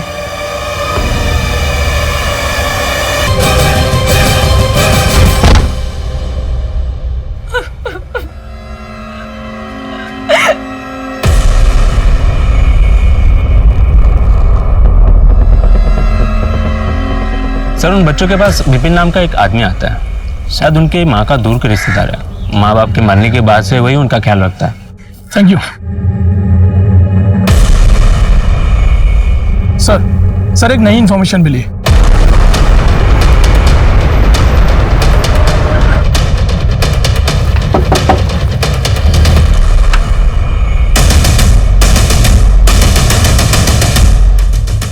बोलो। हमरा टिया और मिंटूर माँ चंद्रिकार ব্যাপারে জিজ্ঞেস করতে এসেছি। क्या ना? चंद्रिका पीसी के साथ जो कुछ हुआ उससे आपका पेट नहीं भरा क्या? जो फिर से आ गए उनके पीछे पड़े हो, कम से कम मरने के बाद तो इंसान को बख्श दो। चलो जाओ। एक बार बोला समझ में नहीं आता क्या? पुलिस की शक्ल देखना पसंद नहीं करता मैं, और बात तो कतई नहीं। तुम्हारे साथ जबरदस्ती भी कर सकता है, प्यार से पूछ रहे हैं, बता दो। सर जिस चंद्रिका की आप बात कर रहे हो ना, 10 साल पहले उन्होंने आत्महत्या की है। क्यों एग्जैक्टली क्या हुआ वो मुझे नहीं पता, लेकिन मेरे पास ऐसा कुछ है जिससे आपको हेल्प हो सकती है। रुकिए, आपके डिपार्टमेंट के कांस्टेबल की वजह से उन्होंने आत्महत्या की। रेप हुआ था उनका। कौन था कांस्टेबल? आपके थाने का था, ढूंढिए पता चल जाएगा आपको। एदिके सर, एदिके।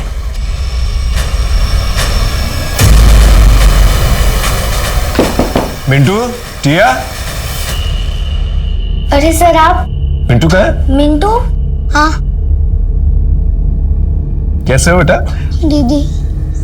घबराने की जरूरत नहीं, ये लो, मैं तुमसे दोस्ती करना है, ले लो, ले लो। ये लो बेटा, तुम यहाँ पर अकेले रहते हो? हाँ। विपिन दादा के अलावा और कोई नहीं आता तुम लोगों से मिलने? नहीं।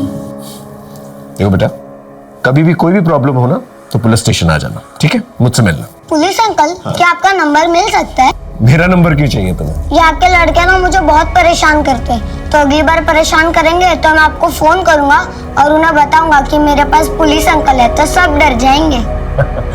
ठीक है, ख्याल रखना।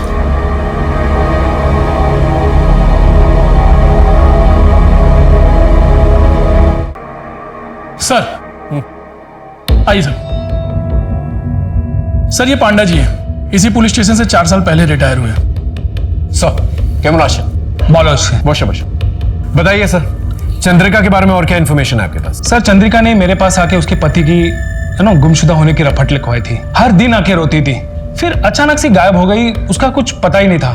कुछ दिनों बाद उसका एक दूर का रिश्तेदार एक खत लेकर आया और कहने लगा कि चंद्रिका के साथ प्रशांत मित्र नाम के एक हवलदार ने रेप किया और इस सदमे में आके चंद्रिका ने आत्महत्या कर ली। पर सर, इस प्रशांत मित्र नाम का कोई भी हवलदार हमारे थाने में नहीं था। हमने काफी छानबीन की, फिर उसके बाद इस फाइल को बंद कर दिया। सर, ये रही उस केस की फाइल। सर, डॉक्टर का मैसेज आया, परवेज क्लीनर को होश आ गया है।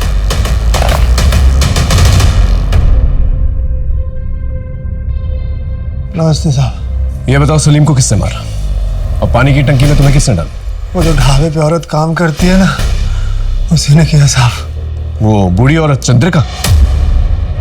हाँ साहब। क्या? वो बुढ़िया नहीं है साहब, वो जवान है। ये देखो। ये वही है साहब, ये हमारे पैसे चुरा रही थी। सलीम भाई ने इसकी चोरी पकड़ ली और बुढ़ापे के नाटक को भी, तो इसने सलीम भाई को जान से मार दिया। मैं जान बचा के भागा तो इसने मुझे घायल करके बेहोश कर दिया। ये औरत बहुत खतरनाक है, इसको पकड़ लो साहब।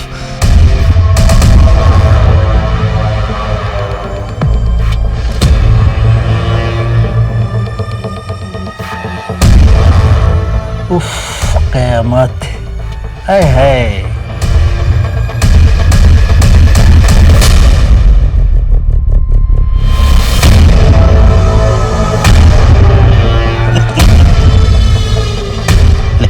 पी ले। अरे पी पी। आए।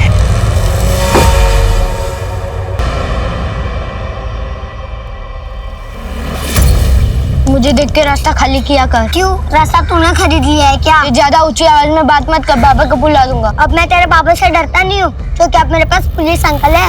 ये ज्यादा फेक मत। सबूत चाहिए? तू तेरे बाबा का फोन लेकर मेरे घर पे आ, पुलिस अंकल से वीडियो कॉल करके दिखाता हूँ।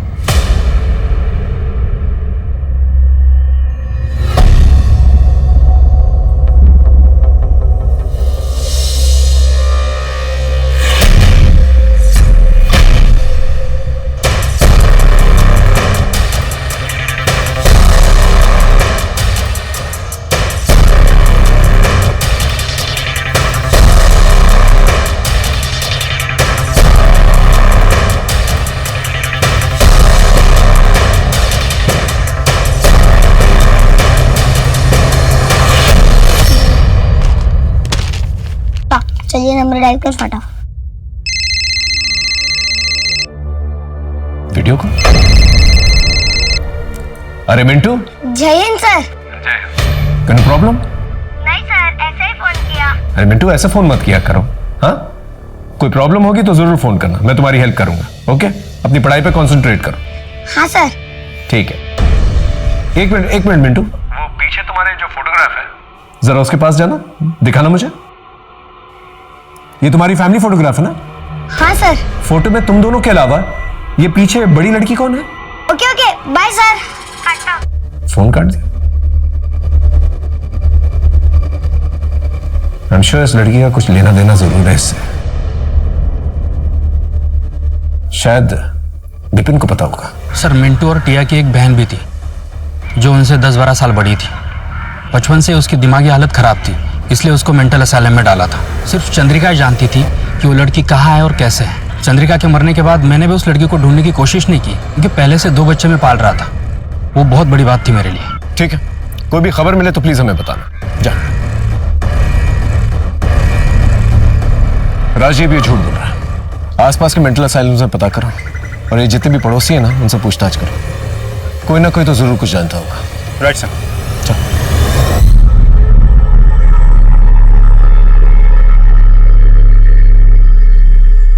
अपना तो रेडी है, तू निकल।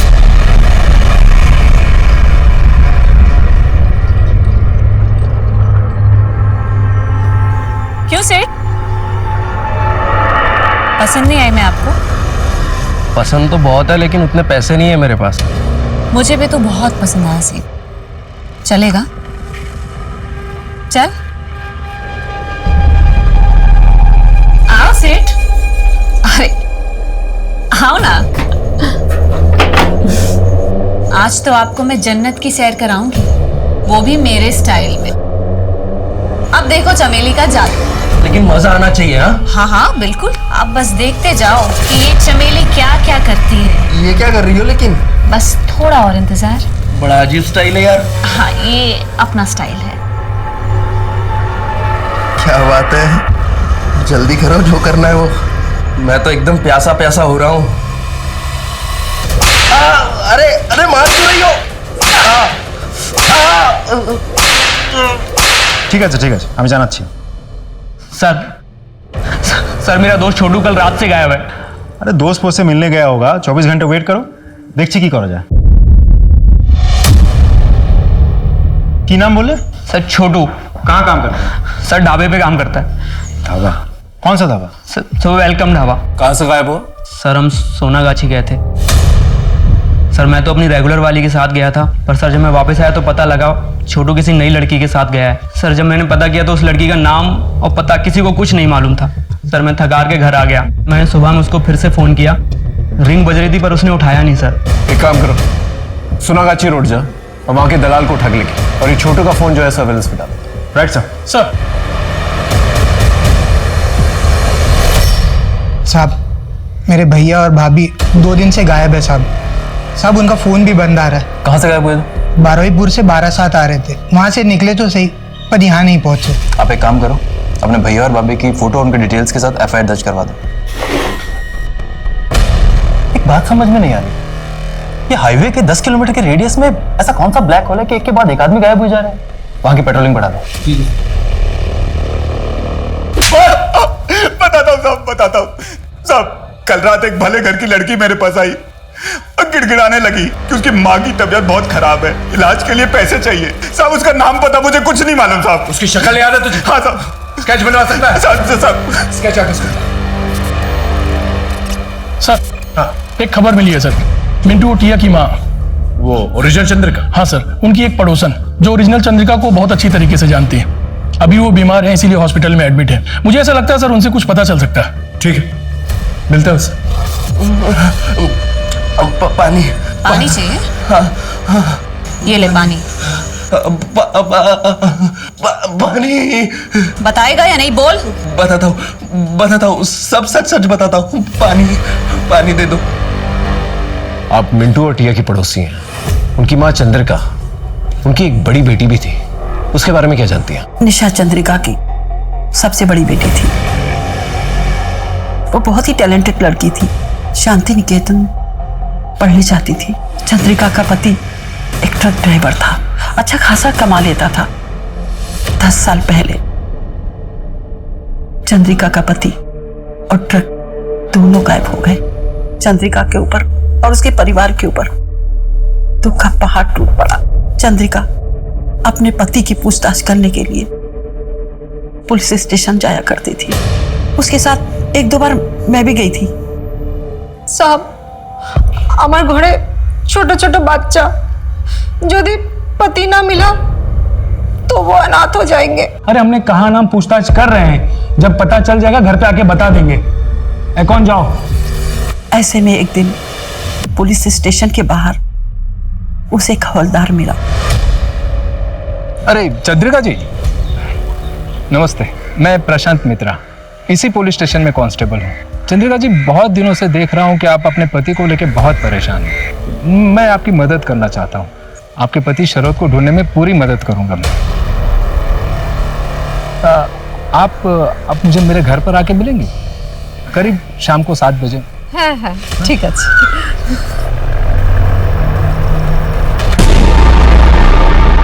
और फिर चंद्रिका के साथ उस हवलदार ने जबरदस्ती की। चंद्रिका ये बर्दाश्त नहीं कर पाई और उसने आत्महत्या कर ली। और चंद्रिका की बेटी निशा, उसका क्या हुआ? उसने अपनी माँ की लाश को अग्नि दी और उसके दूसरे दिन से कहीं चली गई। धीरे धीरे सबने उसको भुला दिया। मिंटू टिया को पता नहीं क्या पट्टी पढ़ा के गई थी कि वो लोग भी उसको याद नहीं करते थे। सब लोग उसको भूल गए। लेकिन साहब मैं कहती हूँ वो निशा जरूर वापस आएगी। सर हाँ, सोनागाछी वाली लड़की का स्केच बन गया सर। ये रहा, दिखाइए सर। क्या आप इस लड़की को पहचानती हैं? ये तो निशा है, चंद्रिका की बड़ी बेटी। इतनी बड़ी हो गई। Thank you so much. Sir ये तो वही लड़की है जिसने बुढ़िया बनकर चंद्रिका के नाम से ढाबे पे काम करना शुरू किया था। इसका मतलब निशा चंद्रिका अपनी माँ का आधार कार्ड यूज कर रही थी अपना फोटो डाल के और ढाबे पे काम कर रही थी। लेकिन क्यों? वो अपने माँ बाप का बदला लेना चाहती थी, लेकिन किससे? आखिर निशाने पे था कौन? कुछ तो वजह होगी। सर छोटू का मोबाइल सर्वेलेंस शुरू हो गया है और सारे कोऑर्डिनेट्स डायरेक्ट यहाँ शेयर हो रहे हैं। एक काम करो, परवेज के पास जो कांस्टेबल खड़ा है ना उसे अलर्ट करो जल्दी। नहीं सर, फोन स्विच ऑफ आ रहा है। चलो।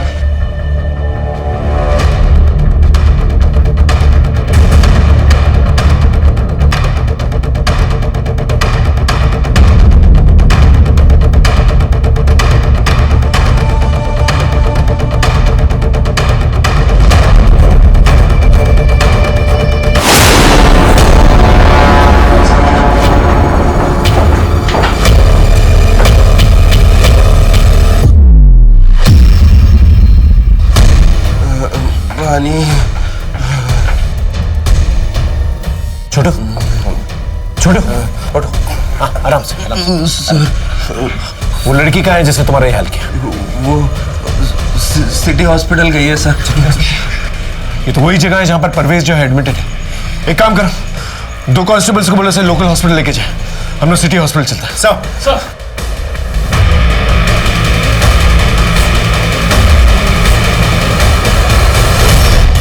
निशा, गोली मत चलाना।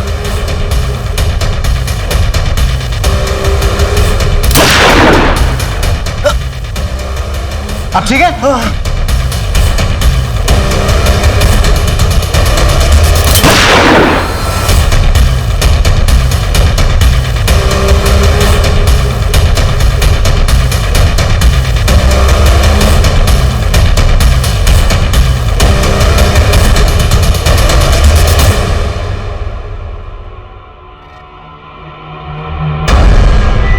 तुम मुझे गोली भी मार सकती थी और वहां से भाग भी सकती थी। क्यों नहीं किया तुमने ऐसा? सर आपने मुझे पहली बार थोड़ी पकड़ा है। मैंने पहले भी देखा है। आपकी याददाश्त शायद कमजोर हो गई है। पुरुलिया, मार्च 2017। तुम्हें मैंने विद्रोहियों के साथ पकड़ा था।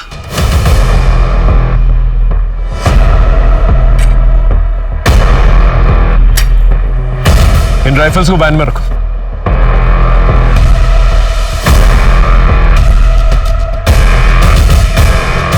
तुम इन लोगों के साथ क्यों नहीं गई? कौन हो तुम? सर मैं इनके साथ नहीं हूँ, मैं तो इन लोगों से मदद मांगने आई थी, लेकिन इन लोगों ने मुझे अपना गुलाम बना लिया। प्लीज मेरी मदद करिए सर। उस वक्त हमागमी में तुमसे पूछ नहीं पाया कि उन विद्रोहियों के साथ क्या कर रही थी तुम, लेकिन आज समझ में आ रहा है। तुम अपनी माँ के लिए जस्टिस लेने गई थी, लेकिन क्या फायदा हुआ? तुम भी अच्छी तरह से जानती हो कि क्या हुआ। क्या मैं गलत बोल रहा हूँ? नहीं सर, आप बिल्कुल ठीक बोल रहे हैं। ये बताओ सलीम की मौत कैसे हुई और परवेज के साथ तुमने ऐसा क्यों किया? सर माँ का बलात्कार करने वाला चाहे कांस्टेबल हो, विरोधी या फिर ट्रक ड्राइवर। लेकिन तुमने भेस क्यों बदला, आइडेंटिटी क्यों बदली, और तो और छोटू को किडनैप किया, परवेज पे गोली चलाई? तुम्हारी हिस्ट्री में मानता हूं, लेकिन ये सब तुमने किया क्यों? सर मेरे बाबा उस ढाबे के आसपास से गायब हुए थे। वो अक्सर वहां खाना खाने जाते थे। वहां काम करने वाले छोटू की भी बहुत तारीफ करते थे वो। जिस दिन वो गायब हुए थे उन्होंने हमें फोन भी किया था, लेकिन उसके बाद ना फिर हमारे बाबा मिले और ना ही उनका फोन ट्रैक हो पाया। सर बाबा के गायब होने के तार उस ढाबे से जुड़े हुए थे, इसीलिए मैं भेस बदल के वहां काम करने गई थी। छोटू को क्यों किडनैप किया? छोटू ही मेरे लिए लास्ट प्रूफ था। छोटू से क्या जानकारी मिली तुम्हें? उसने बेहोश होने से पहले डॉक्टर प्रसाद का नाम लिया था। पता नहीं सर, वो 10 साल पहले हुए किसी हादसे के बारे में पूछताछ कर रही थी। और सर ढाबे पे रोजाना इतने लोग आते हैं, सबका नाम थोड़ी ना याद रखेंगे सर। तो तूने डॉक्टर प्रसाद का नाम क्यों लिया था? सर मैं जानता था वहां परवेज को भर्ती किया गया है और जरूर वहां पे पहरा होगा। इस वजह से सर अपने आप को बचाने के लिए और उस बला को फंसाने के लिए सर मैंने डॉक्टर प्रसाद का नाम लिया था। एक के बाद एक राज खुल रहे थे, लोगों के चेहरों से नकाब हट रहे थे, लोगों की पहचानें सामने आ रही थी। एक अपहरण से शुरू हुआ अपराधों का ये सिलसिला लेकिन अभी भी जारी था। पुलिस सारी कोशिश कर रही थी, लेकिन न तो अपराध रुक रहे थे और न ही असली मुजरिम सामने आ रहा था।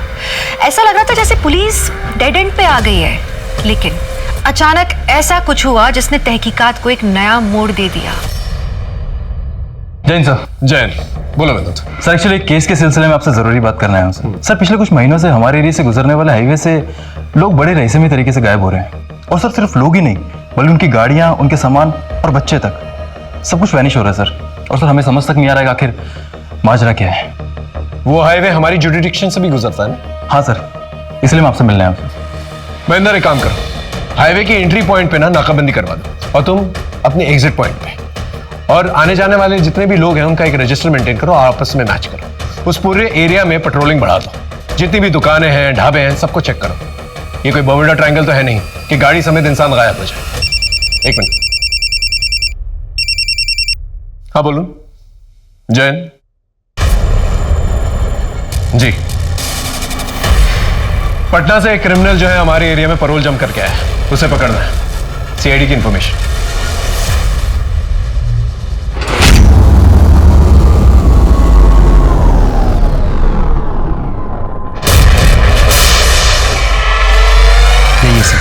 ओ नरेंद्र ओझा, पकड़ो सर। काम भागेगा? हाँ? हाँ, पटना से यहाँ पर छुपकर बैठा हुआ है। हाँ? चल लेके चलो, चल। सर नरेंद्र ओझा को बिहार पुलिस को हैंडओवर करने से पहले उसके कॉल रिकॉर्ड्स, चैट हिस्ट्री, ये सब कुछ हमने बहुत अच्छे से चेक कर लिए हैं। एक बहुत इंटरेस्टिंग इन्फॉर्मेशन सामने आई है।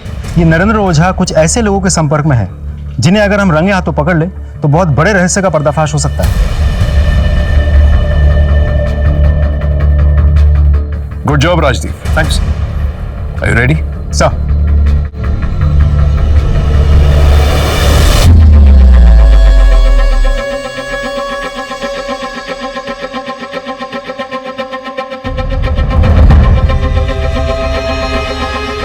सॉरी सर, वो वेटर आज हॉस्पिटल में, मैं ही ऑर्डर लूंगा। बताइए क्या लाऊं आपके लिए? एक चिकन डबल और 2 बियर चिल्ड वाली। ठीक है, मैं लेकर आता हूँ। आज कितनी सवारी? अब 12 तक जाना है। इतनी रात गए अकेले निकलेंगे? वो क्या है ना, स्टाफ को शादी में छोड़ने गया था। अच्छा वापस जा ही रहा हूँ तो इक्का दुक्का सवारी बिठा लेंगे, कुछ कमाई हो जाएगी। बढ़िया जी, बढ़िया। चलो जी, मैं लेके आना जी। लो पाजी चिल्ड बियर। लाओ जी लाओ।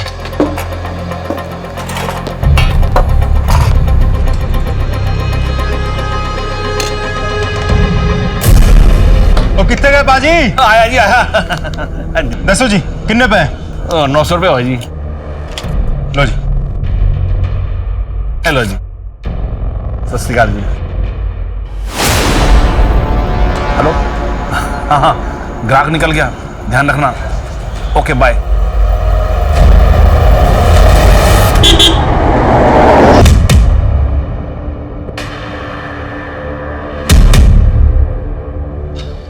पाजी वो 12 तक जाना है, छोड़ देंगे? अरे बिल्कुल छोड़ देंगे, बैठो जी। पाजी एक कॉल कर दूं? कर लो कर लो। हेलो, हाँ हमें गाड़ी मिल गई है। ठीक है, हम सीधे घर में आके खाना खाएंगे। बैठ जाओ।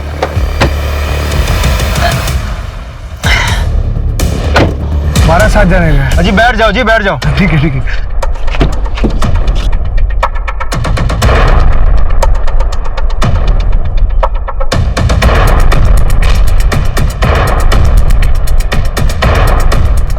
पापा जी थोड़ा साइड कर दीजिए, बहुत जोर की पेशाब लगी है। अरे कोई गल नहीं जी, हम भी हल्का हो लेते हैं। हाँ हाँ जी हाँ जी।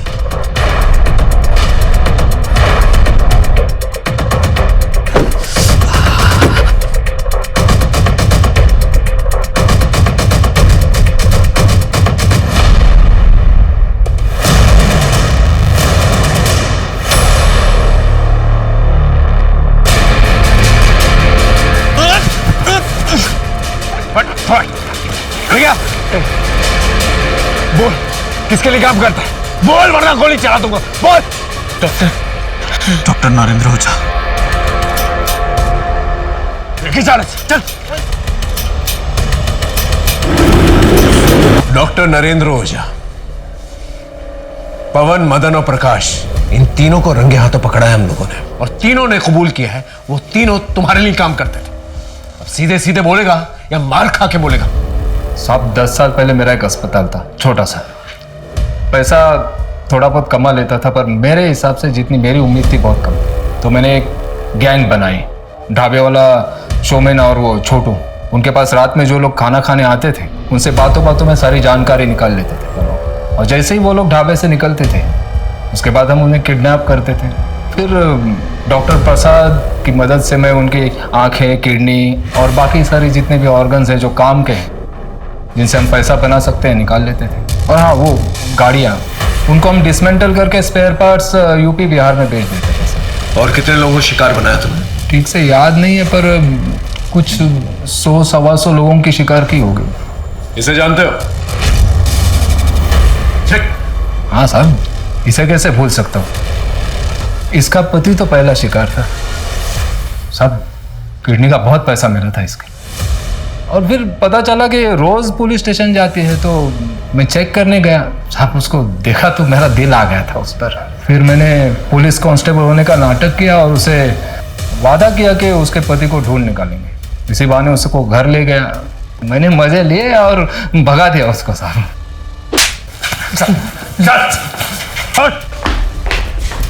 ये है वो जिसने तुम्हारे बाबा को मारा है और तुम्हारी मां के साथ अत्याचार किया।